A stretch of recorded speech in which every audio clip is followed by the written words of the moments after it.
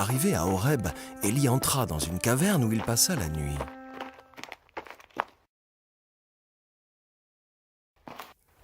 Alors le Seigneur lui adressa la parole. « Pourquoi es-tu ici, Élie ?» Il répondit, « Seigneur, Dieu de l'univers, je t'aime tellement que je ne peux plus supporter la façon d'agir des Israélites. En effet, ils ont rompu ton alliance, ils ont démoli tes autels, ils ont tué tes prophètes.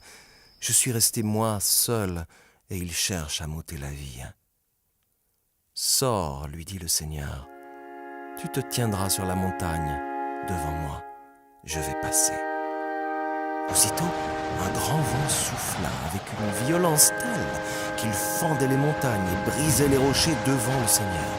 Mais le Seigneur n'était pas présent dans ce vent. Après le vent, il y eut un tremblement de terre. Mais le Seigneur n'était pas présent dans le tremblement de terre. Après le tremblement de terre, il y eut un feu. Mais le Seigneur n'était pas présent dans le feu.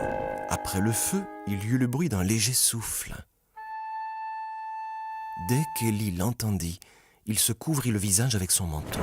Il sortit de la caverne et se tint devant l'entrée.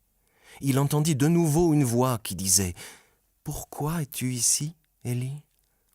Il répondit « Seigneur, Dieu de l'univers, je t'aime tellement que je ne peux plus supporter la façon d'agir des Israélites.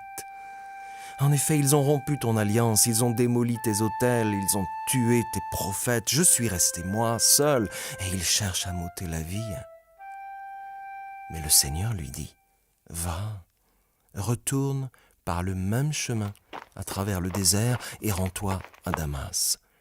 Tu iras y consacrer de ma part Hazaël comme roi de Syrie, puis tu iras consacrer Jéhu, fils de Nimshi, comme roi d'Israël, et Élisée, fils de Shaphat, d'Abel-Méhola, pour te succéder comme prophète. »